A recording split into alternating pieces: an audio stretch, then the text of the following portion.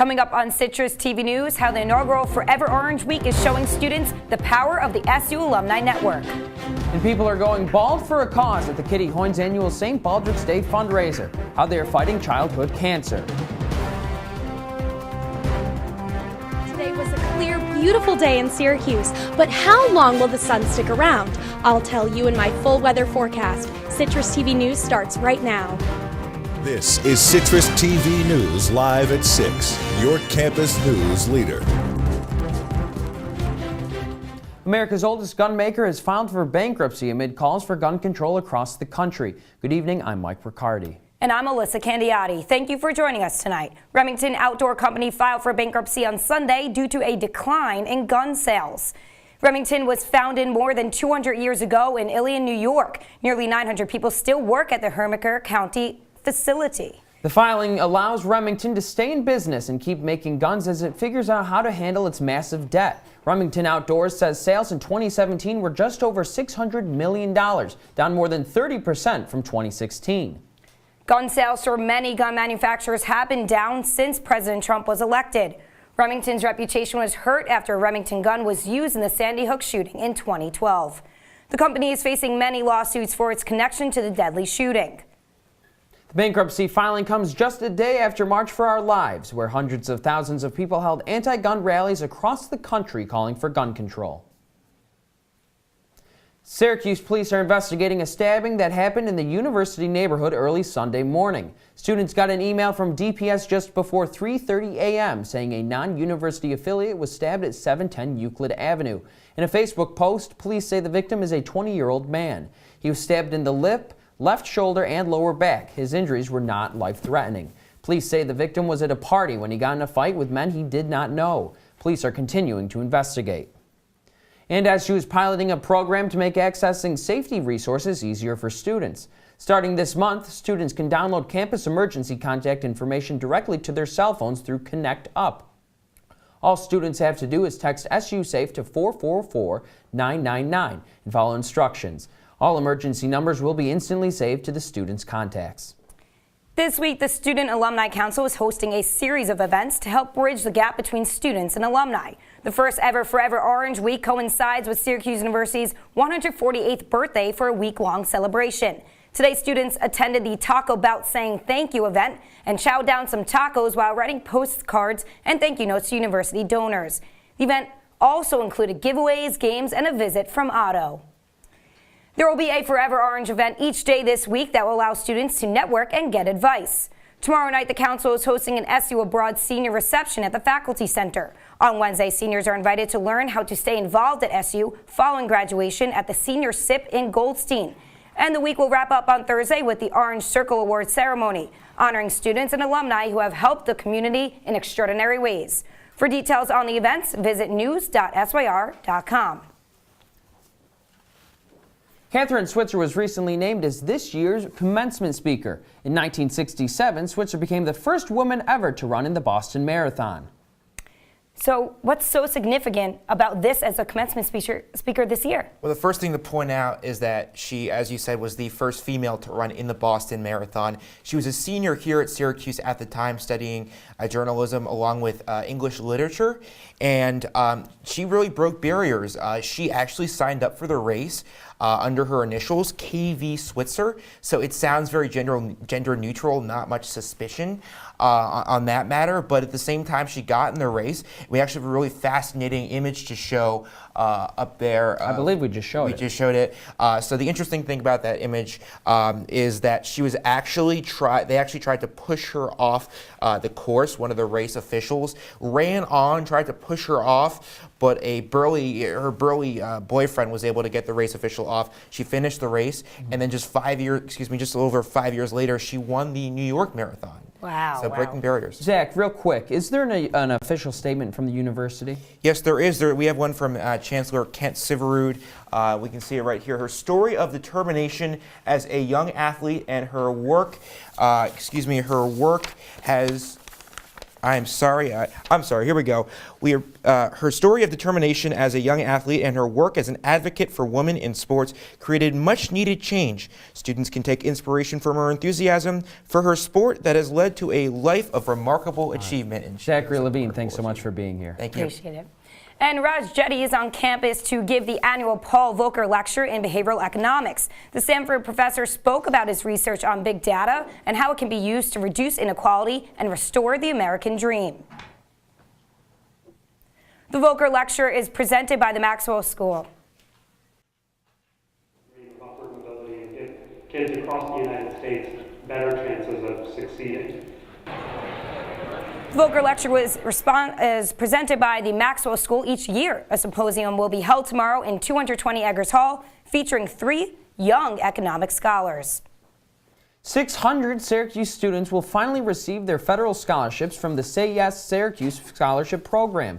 Federal policy that delayed tuition and grant payments has been reversed in President Trump's $1.3 trillion spending bill. Colleges can resend their forms to the federal Say Yes program as long as the students give their permission to do so. And every year on a special day in late March, the Kitty Hoynes Bar and Restaurant gets very busy for a special reason. CitrusTV reporter Chris Venzon attended the event. Chris, what did you see? Mike, I talked to a lot of really special people there, but there's somebody in particular I think you'll want to meet. Take a look. It's Sunday morning in Syracuse. Not the time you'd expect the Kitty Hoynes Irish pub to be packed to the brim. Okay. But all these people aren't just here for the beer and the booze. They're here for the brave souls getting the buzz cuts. It feels good. When you push back, it's soft, and when you push up, it's prickly. That's Bodie Centaur. He's a few years away from ordering his first beverage from the bar, but when it comes to the annual St. Baldrick's Foundation fundraiser, he's a seasoned regular. He gets it, and he wants to help them. That's Mom. For the past 6 years, she's proudly watched her son annually transform from Beatles member to Baldy in support of childhood cancer research. For 2 years running, the event at Kitty Hoynes has been St. Baldrick's top fundraiser. This year, thanks to kids like Bodie, thank you, nice job, you too. The pub raised more than $450,000. It's just a really good feeling when we just realize how great of a thing we're doing. After the first year, he wanted to have his own team, and I was like, oh, all right. And again, it was like 4 kids. 4 ambitious first graders, headed by Bodie. The gang would solicit help from local businesses and ask for donations on social media. 4 members soon became 20, and as the Baldacious Baldies membership increased, so too did their fundraising efforts. Now, this team, this year, just this year, has done over 50 grand in money. You heard that right, $50,000. Not bad for a couple of 13-year-olds. I'm more connected with a lot of my friends and a lot of kids, and it's just a great cause, and I feel really good after I've done it. So I'm glad that I'm a part of this. Chris Venzon, Citrus TV. What an amazing kid, right? I asked Bodie what he would do with all that money if he could spend it on himself. He said he'd maybe buy a new phone or a bike, but he did tell me that he thought the money is being spent better at St. Baldrick's. That's a powerful lesson I think we could all learn. Elissa? Thanks, Chris. So check your freezers. A popular dessert sold at Wegmans and Tops has been recalled. Elissa brand mini eclairs are being recalled due to listeria concerns. No illnesses have been reported just yet. The company issued the recall as a precaution after a routine sampling test found listeria on some of the eclairs. Customers can return the product to stores for a full refund. And one woman is dead in Marshall, New York after a fatal house fire. The fire broke out in 69-year-old Mary Lou Buscor's home yesterday morning. Buscor died in the fire, and her husband is currently in the hospital for smoke inhalation and burns. Their son was in the home but not harmed. Investigators are looking into how the fire started. Well, Elissa, when you look at the temperature, it may seem pretty cold, but I'll tell you, when it's not windy and the sun's out, it actually is starting to feel like spring. I went on way too long of a run this morning, maybe close to an hour, but I couldn't help but soak up the sun. So got to check out that weather. Jenna Babyak's here with our first look at weather. Jenna? Thanks, guys. Yeah, I don't know if you saw earlier before, but I was outside. I wasn't even wearing a jacket, totally comfortable. And it was really warm outside. It was in the low 40s, high 40s all day. Perfect weather for running. Taking a look at our past sun radar, we see all throughout the area, Syracuse and the surrounding cities, really sunny all day, no clouds to be seen in the skies. Thanks, guys. I'll have your full weather forecast coming up later in the show. And coming up after the break, Stormy Daniels says she was threatened by President Trump's lawyer in a tell-all interview on 60 Minutes. We have the details. Plus, more than 60 people are dead after a fire in a Russian mall. Find out how it could have been prevented. Stay tuned.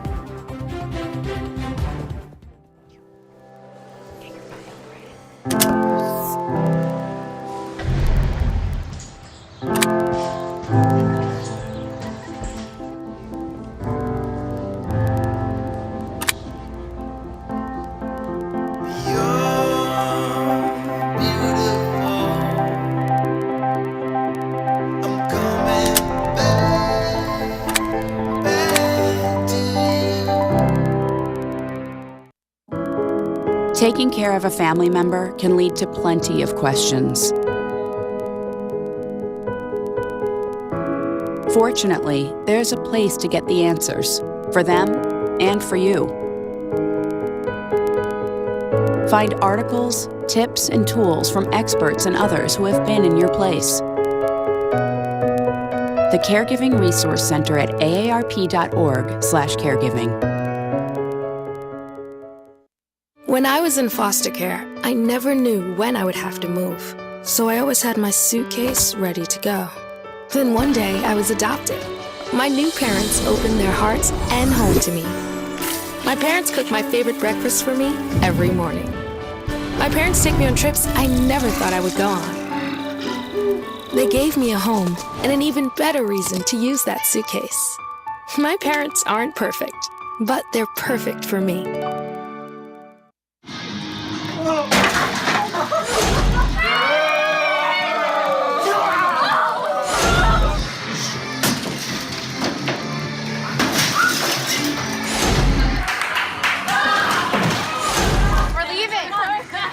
Most party fouls are pretty dumb.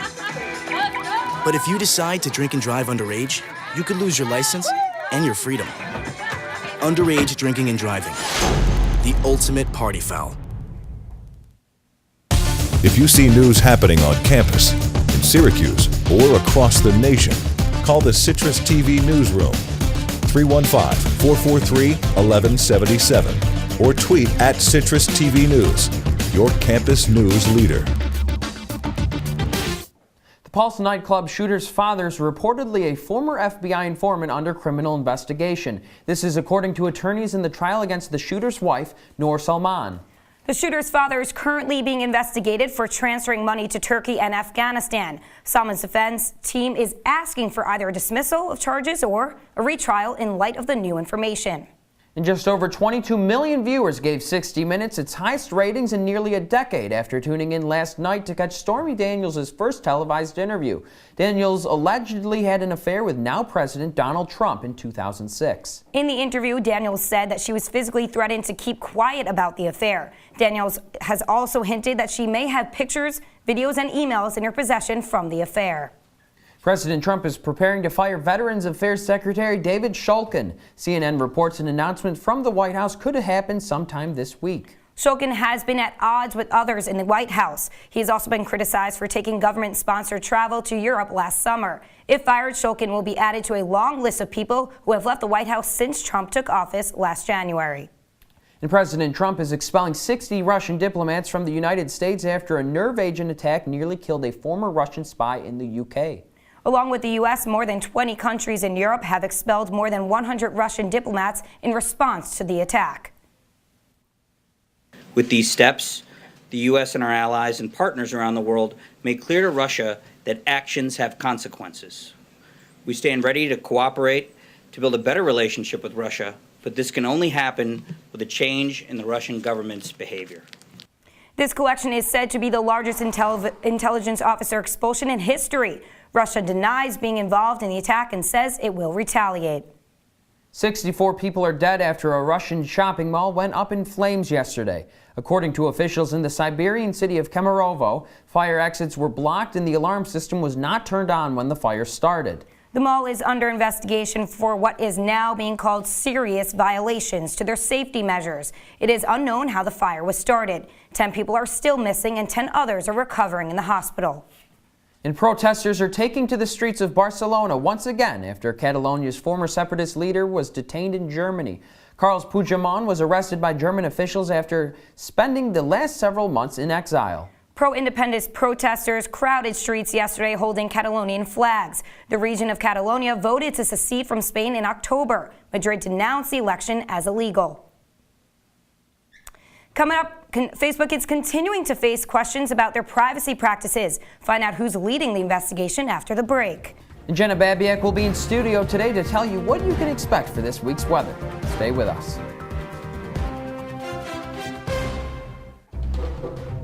They call me Maxie, but I prefer tripod. I was your above-average four-legged homie, and then wham-bam minivan. Some people pity me. Now that's lame. I still run, fetch, and swim. And the ladies love me. I'm the ultimate wingman. Just don't ask me to high five.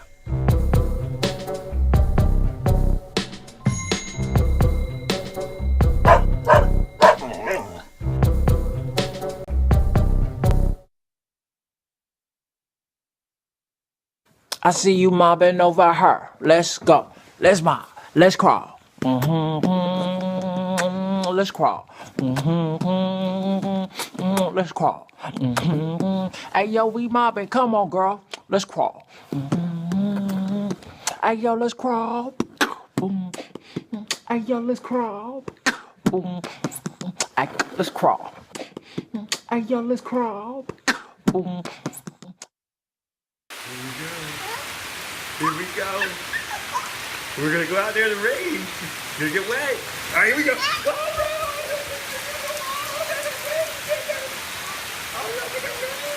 Okay, quick.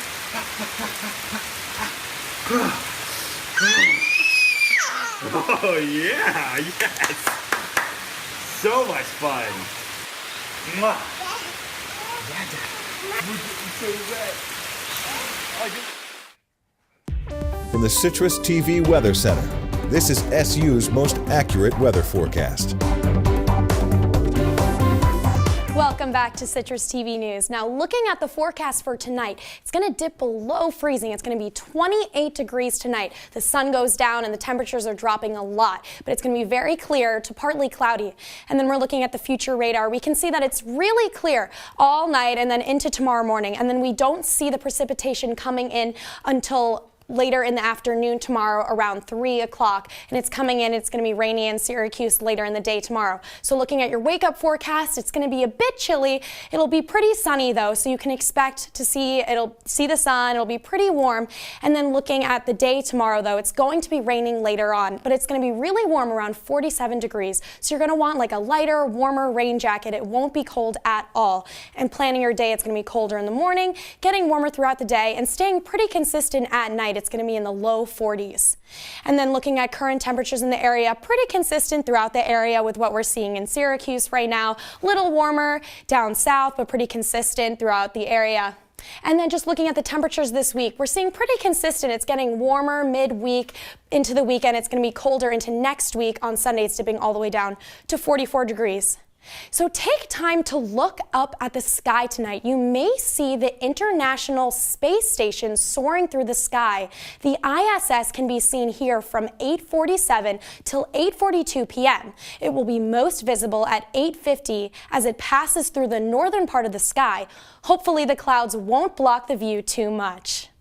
We have some breaking news right now. Linda Brown, the girl at the center of the Brown vs. Board of Education case, has died. A spokesperson says Brown passed away Sunday in Topeka, Kansas. She was 75 years old. Brown was 9 years old when her dad enrolled her in an all-white elementary school. When the school blocked her enrollment, her dad sued the Board of Education.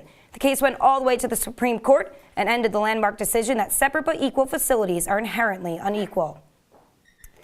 The Federal Trade Commission announced today that It's investigating Facebook's privacy practices. The social media giant is facing questions about reports that personal data of 50 million users land in the hands of political consulting firm Cambridge Analytica. The FTC says it takes the recent reports very seriously. Meanwhile, Facebook founder Mark Zuckerberg is doing damage control by apologizing for a breach of trust with users. Coming up, we had a double dip.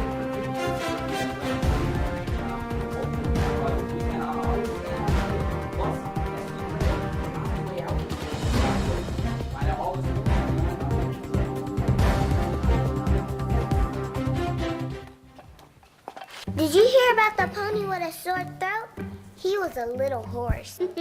Can I tell you a cat joke? Just kidding. Why couldn't the why was the basketball court all wet? Why? Because the players kept dribbling all over it. Where the cats go on vacation? New York.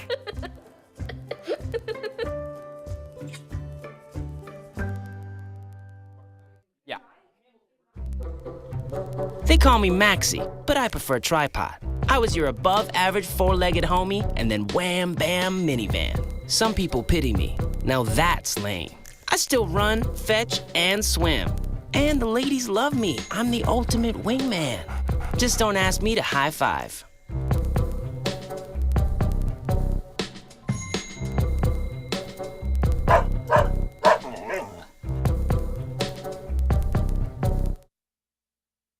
Patriotism. It inspires passionate debate. It's worn like a badge of honor with good reason, because it means love and devotion for one's country. But what really makes up this country of ours? It's the people. To love America is to love all Americans.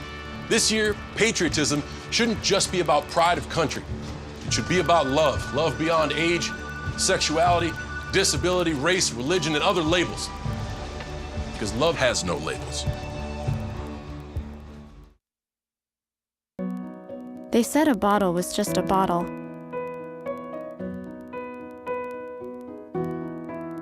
That no one would ever notice me.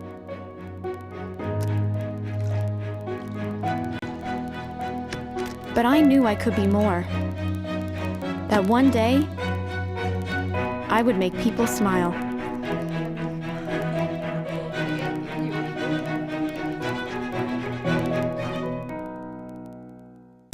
And now, your CitrusTV Sports Report. Welcome back to CitrusTV News. I'm Jackson Ajello, and we have some breaking news today from the Syracuse basketball team. Redshirt freshman Matthew Moyer has announced that he will transfer from the Syracuse basketball program after playing in his first season with the program this year. Moyer averaged 3 points and 3 rebounds per game. He hits the transfer market with just 2 years of eligibility remaining after he will have to sit out for another season. Meanwhile, the headlines coming into the weekend were all about Syracuse versus Duke on the basketball court. The Orange looking to advance to the Elite Eight for the first time since the 2016 Final Four, while the Blue Devils were looking to get back to the Elite Eight for the first time since the 2015 national title game.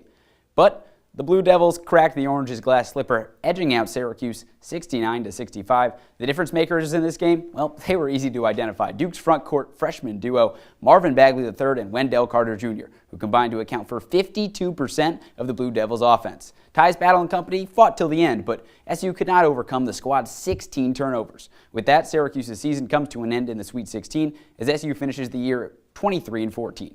And after an up-and-down season, Coach Boeheim gave the team credit for finishing strong. These guys have, they've had an incredible end of the year. I've never been any more proud of a team for what they've done in this last 10 days. Luckily for Syracuse fans, it took just one day to have a chance to exact some revenge on the Blue Devils. But once again, it would be an underdog Orange squad taking on a top-ranked Duke team, this time in lacrosse. SU came into the game on a 2-game losing streak, but was looking to make a statement down in Durham. And early on for Syracuse, they got ready to make that statement. A lot of energy coming into this game for the Orange. Big statement game for SU, and they made that statement early on. Stephen Rafis, third quarter, drives the right alley, nets the goal for the Orange. SU up 10-7 in the third quarter. But once again, Syracuse lets Duke go on a run. Syracuse has had a history of letting teams go on a run this season. This one for Duke, a 4-0 Duke Blue Devil run here. Duke captures the lead 13-11, but would Syracuse let it snowball? not this time. Syracuse learning from past mistakes. Brendan Bomberry nets the goal on the doorstep, one of his 4 on the day. And guess what? He had another. With the game tied at 13 midway through the 4th, he nets another one for SU. SU up 14-13. Now with the game tied at 14, last minute of the game, ball on the ground. Who does it find? Who else? Jamie Trimboli nets the goal 2 straight years with the game winner over the Blue Devils for Jamie Trimboli. Syracuse gets the win 15-14, and with the win, SU jolted back into the top 10 in the country, now sitting at number 9, while Duke dropped down to 5th. This week, both Brendan Bomberry and Nick Mellon were named ACC Players of the Week with their efforts against the Blue Devils. Bomberry netted 4 goals, while Mellon held the nation's 6th leading goal scorer, Justin Gutterding, to just a single goal. And after the game, sophomore Jamie Trimboli recognized how well SU executed. Well, first of all, our defense and our face-off guys are unbelievable on ground balls today. They got us the necessary possessions. And when someone comes up with a big ground ball like that, it kind of like fires everyone up. So with them doing that, we kind of just started clicking on offense and a lot of energy. We executed our game plan pretty perfectly, hit the open guys, and we buried the shots when we had to. As for the SU women, make it 2 straight losses for the Orange. 12th ranked Orange fell 14-10 to the 11th ranked Northwestern on the road. Nicole Levy and Emily Harris-Chuck tried to keep SU in it by combining to account for 9 of the squad's 10 goals, but too much for Northwestern for Syracuse. They lost a 2nd straight game, and a lot of it was that ground ball battle, losing both in both games. Jackson, Matthew Moyer leaving Syracuse. How important will that be to next year's squad? For next year's squad, I don't think it'll be that big of an impact. You have Merrick Dolezaj and Oche Brissett coming back, and you're adding in Elijah Hughes, a 6'6" wing who could potentially play down there, and Darius Baisley. All right, Jackson, thanks so much. Citrus TV News will be right back. Stick with us.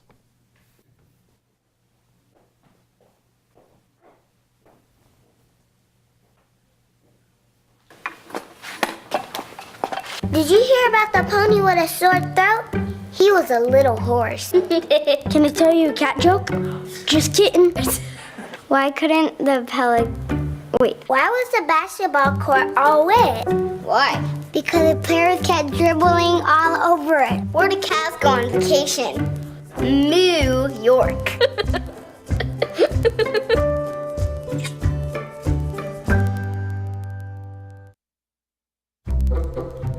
They call me Maxie, but I prefer tripod. I was your above-average 4-legged homie, and then wham, bam, minivan. Some people pity me. Now that's lame. I still run, fetch, and swim. And the ladies love me. I'm the ultimate wingman. Just don't ask me to high five.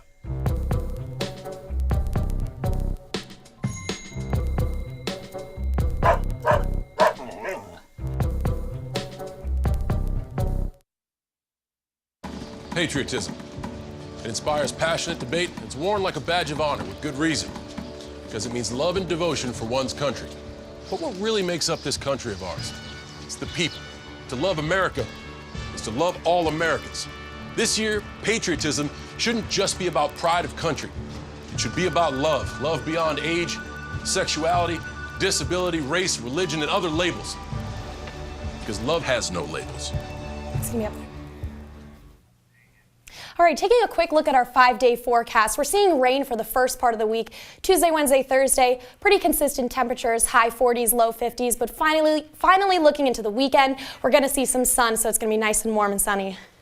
Excellent. Thanks, Jenna. Now, as Loyola Chicago has continued to advance in the NCAA tournament, their biggest fan has become an international sensation. 98-year-old Sister Jean has served for the team's chaplain for nearly a quarter of a century, but she's finally receiving some recognition. Loyola Chicago now sells Sister Jean t-shirts with her famous phrase, worship, work, and win. Bobblehead of Sister Jean donning her Loyola jacket and scarf has also become a bestseller across the country. Loyola Chicago will play in the Final Four game on Saturday against Michigan. And that's all for Citrus TV News live at 6. For details on these stories and more, check out citrustv.com. I'm Mike Riccardi. And I'm Elissa Candiotti. Have a great night, Syracuse.